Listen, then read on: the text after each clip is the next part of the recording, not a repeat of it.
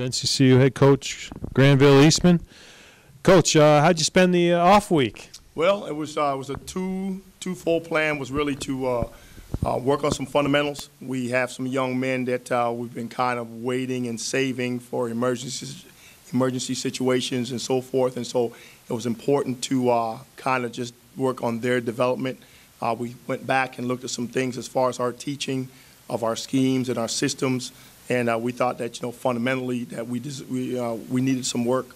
So it was an emphasis there, and then really the second part of the plan was just for some of the experienced players, a lot of guys who were banged up or had suffered injuries early on, was to just try to get them healed up, and as many players on the team healed up as much as possible. So rest was part of the plan as well. And we didn't get a chance to meet last week. Can you just reflect back on the Howard game? That seemed like so long ago. Really proud of the way we came out and played. We showed and demonstrated a fighting spirit. It was really it was an emphasis that we knew the quality of Howard, how good of a team that they were, that in order to have a chance to stick around and have a chance to win that football game, that we were going to have to be physical, play together, really scrap for everything we could for 60 minutes and more if need be, and thank goodness that's what they did. That's the thing that I was really, really pleased about overall as a team. Very, very proud of the offense. Coach Taylor and them came up with a solid game plan, and they put it into work, and they really came through and did a great job for us. It had to feel pretty good to go into the bye week with a win like that, especially coming off the loss prior to that.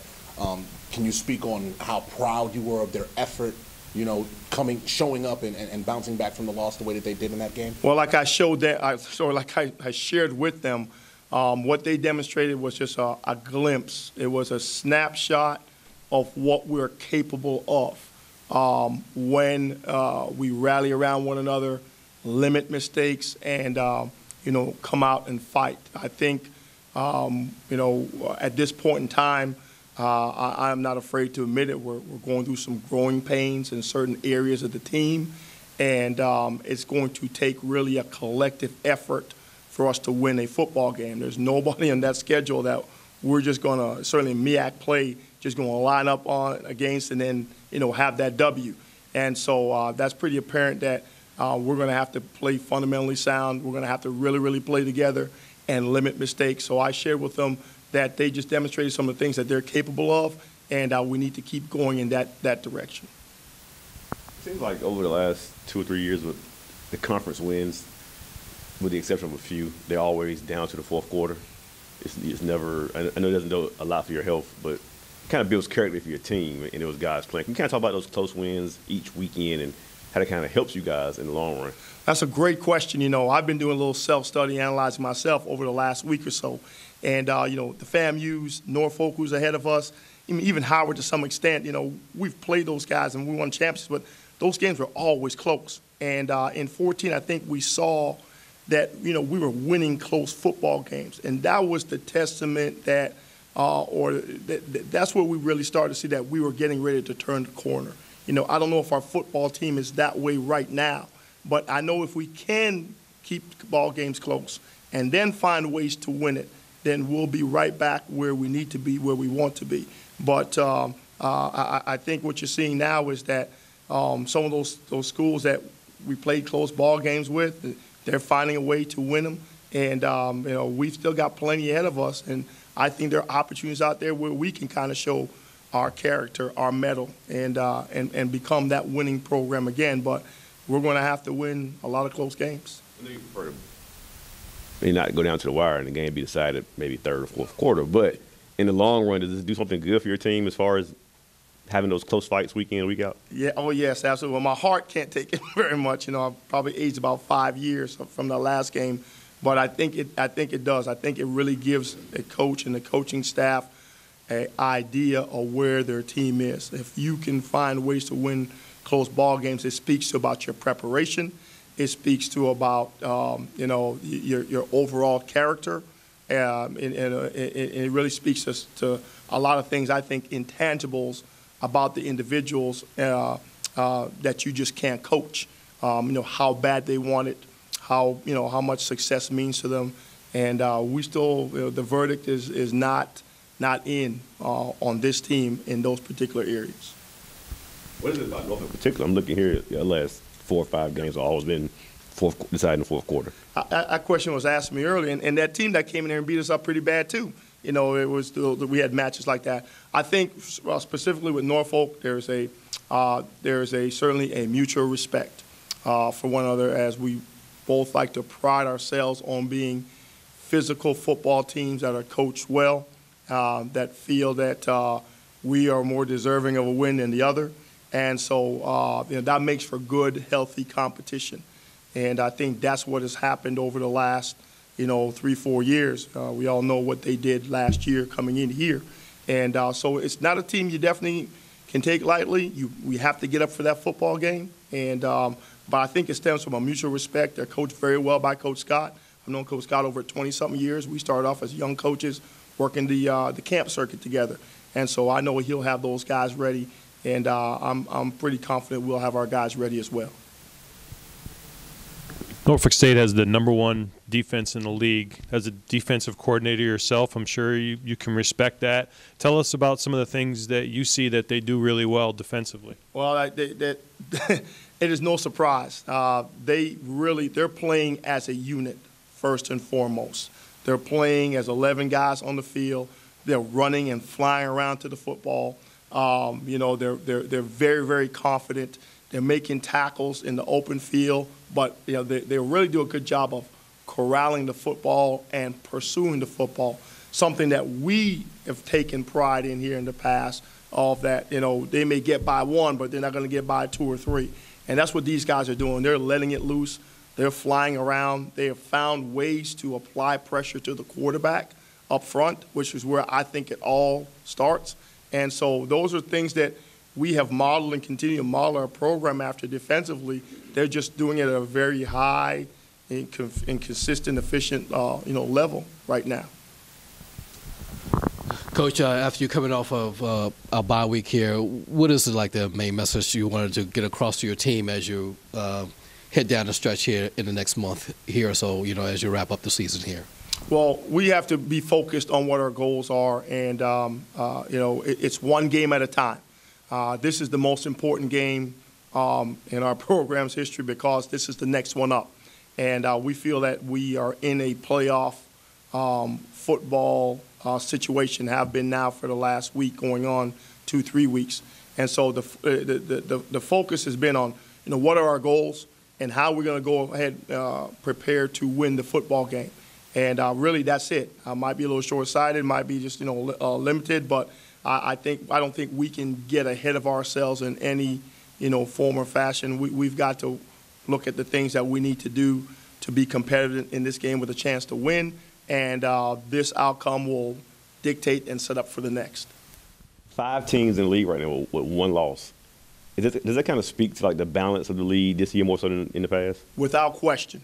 Without question. There's a lot of parity. We've always felt, like I said earlier, the teams that finish on the bottom half, the teams that finish 6th or 7th or 5th or 6th in the conference, most of the times in the last 2 years or so, those guys were within a play, 3-4 points of easily having a winning season or being in the upper echelon of the conference. And I think what's happened this year, is just a lot more parity.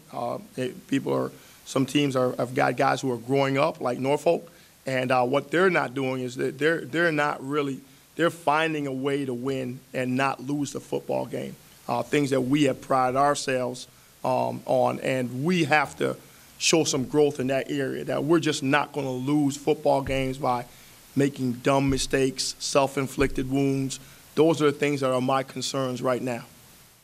We've got Chauncey Caldwell with us today. Can you just speak about Chauncey and his impact on the program? Well, I spoke to Chauncey earlier today, and I'm trying to do a good – I don't want to be that head coach that only has a relationship with guys on one side of the ball. I think it's very important for the head football coach to have a relationship with everybody on the team, which is really it's something that I've got to work on. And I think it's very important that the head football coach, regardless of what side of the ball he's on, has a relationship with the quarterbacks. And so I made sure I pulled Chauncey aside today and spoke to him about, Hey, man, if I didn't say, which I thought I did, you had a whale of a game. It was certainly something you would call a breakout game, just an on-point performance based on the information Coach Taylor told me on how we were going to attack the defense at Howard and the way Chauncey just carried it out.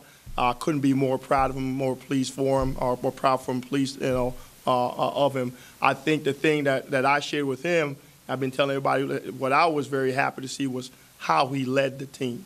He not just did it physically, the stats speak for that, but I think he was composed, showed a lot of maturity. I think a lot of players follow that, and that needs to continue because he has that type of ability where guys will gravitate to his leadership style, and he has the skills to back it up. Is that rare to see a true sophomore, someone's only been on campus 3 semesters or 4 semesters? Hey, we've seen them. I mean, some guys come in special, talented, but I'm glad he's on our team. I'll say that. Chauncey, if you could, just start by going back to the Howard game, and what are your memories of that? My memories from the Howard game was how we came together and fought. We knew it was a great team coming in, and we're a great team as well. And we knew we had to win out, so we came together and we fought to the end, and we pulled out the victory. How special was it for you guys to respond in that game the way that you did, coming off of that loss, the week prior, and just giving that effort from the beginning of kickoff all the way until the end? Oh, it was huge. We definitely we knew we have to win from here on out, and we knew that the week before that's not the kind of football that we play here at Central. So we worked hard that week. We competed a little bit harder, ran a little bit of extra plays, and we came together and won. What clicked for you personally from the FAMU game to Howard? Me being the quarterback, any quarterback, you're the leader of the team. Guys follow you. And my main thing was I wanted to set the tone offensively and just execute what everything I've been taught from my coaches. And Coach Taylor put together a great game plan. And I just told myself, these guys believe in me. And I got to, have their back as well. So I just want to go out there and execute. Who do you model your game after? Cam Newton. Two-part question. Yes, sir. How's it feel to be 2-0 against his brother? Well, I mean, I'm a competitor. I compete in everything I do in life, so it feels pretty good. The second part is, so modeling after Cam Newton, you're a big guy, so does running the ball kind of get you going and loosen you up and opens up your passing game as well? I mean, I can throw in and run the ball, so whatever coach calls, I just try to execute. Is that why when you get up the first time, you point every now and then you get it from Cam? No, that's just my passion for the game. I just really love football. So. Chauncey, you heard the coach say just a few minutes ago that, the team has got to be, selfless and not selfish and not doing dumb penalties and everything like that.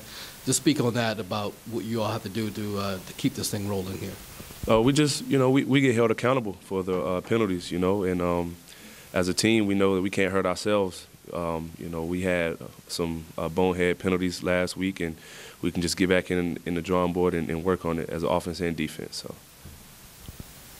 You said you modeled after Cam Newton. When you were in Charlotte for the year, did you ever get to meet him or do any camps or any sessions with him, anything like that? I actually seen him at Kroger. I saw him at Kroger, and he's humongous, but I didn't get a chance to get to him because, everybody was walking up to him. So.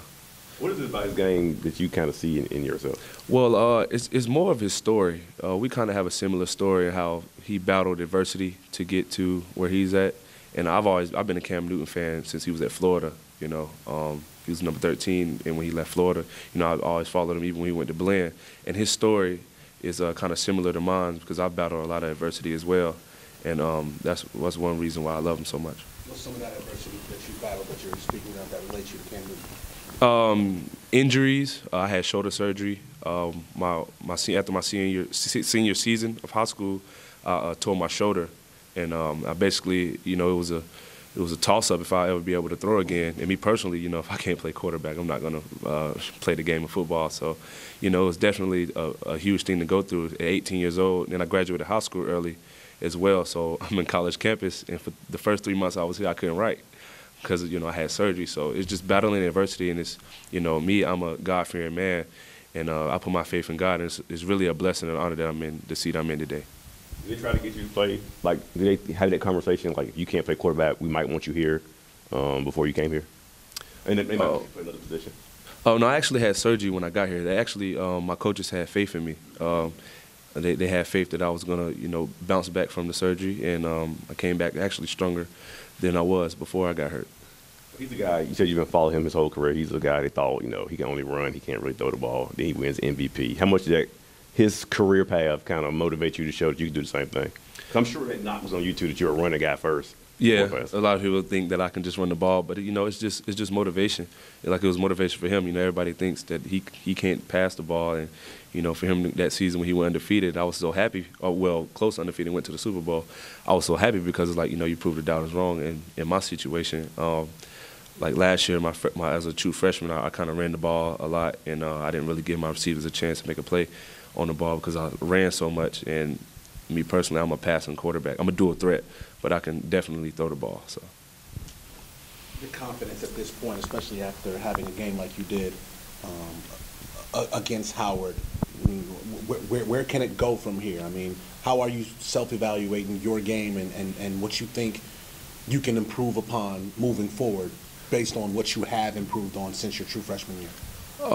Well, the week after the win, it was a huge win. Don't get me wrong, but with me, I'm not satisfied until we're holding up a trophy at the end of the season, saying that we Celebration Bowl or MEAC champions. So every week, I get back in here on Sunday, I meet with my coach, and he tells me what I need to work on, and I evaluate that myself and see, oh man, I should have made this play, I could have did this. So I'm never satisfied. You're going against a Norfolk State team that is like the #1 defense in the MEAC. And what do you remember from that game a year ago, from when they came down here and stopped the winning streak at home?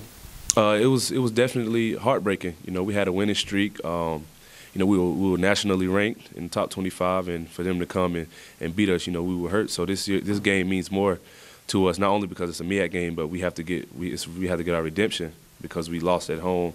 And we have to show them guys, and we have to come together as a team and get the victory. What do you see out of that defense? Their defense is extremely talented. I get amped up when I hear stuff, like their #1 defense, and because it's fun. We have some guys as well, and we can compete with them. So I'm so ready to see what those guys bring to the table. Considering how deflated the team's confidence may have been after the embarrassing loss the week before Howard, where did it put you guys as far as the mentality of, hey, we can be contenders in this league? Right now FAMU's undefeated or whatever, but did it get you back in that mind state of, okay, we need to, like you said, win out and try to contend for that MEAC championship after getting a win like that over Howard? Yes. After that loss to FAMU, we had a team meeting that Sunday, players only, and we just came together and we told each other it's not over. We got to believe in each other now. We can't lose a game. We got to win out, and we just got to believe in each other and fight to the finish, no matter what happens. And that's what we've been doing. You feel like you guys have the tools to win out and still compete for that MEAC championship? Oh yes, sir. Most definitely. Yes, sir. I seen you away from football, singing, playing in the drums, playing the piano. Is that kind of your escape when you're not out here in practice, not with your teammates? Is that kind of your escape to get away from the game and everything? I'm a church guy, so God is my life. So when I'm not playing football, I'm always at church at somebody's rehearsal, singing, playing drums, or playing the piano. So it's crazy because a lot of people don't know that about me. They just think I'm just a football player, and I have so many more talents musically. What was your first love, music or sports? I would say sports, because my dad put that football in my hand when I was born, so, and I want to be like my dad, so, and he played quarterback as well, so. Who put the drumsticks in the piano in front of you? See, my dad, he can sing. Well, my whole family can sing and play some instruments, but my dad, I started messing on his piano, and I always wanted to play the drums because my first cousin Desmond, he's a drummer, and I've always wanted to be like him when I was younger. So I always go with him, stay with my aunt, and play drums. Well, watch him play on Sundays, and when he get off after church, that I was that one kid making all that noise while people trying to talk after church. Where did your dad play football? He played quarterback at Thomasville High School in Thomasville, North Carolina. Last week, going to the end zone, turned out to be the game-winning touchdown, and you went on this mad dash down the sideline. What was running through your mind? What caused that excitement? It was just a big sign of relief, My O-line, it was a guy actually who, his name Jalen Barrington, our left guard at the time. He made the game-winning block, and I was so excited, because that's my dude. We always talk all the time. I was like, man, your time coming, that time coming. He made the big play. We wouldn't have scored if it wasn't for him, because, he completely rammed that dude to the back of the end zone. So I was so excited. It was just a sign of relief that, man, like, we got it. We did it. And that was just, my passion for the game. That's why I took off running. Were you a little winded and you found out you had to go in for the 2-point conversion? Yes, sir. I sure was. I ain't going to lie to you. I was so tired, but it was definitely a big win. It was something I'll remember for the rest of my life. This has been an exclusive presentation of the NCCU Sports Network.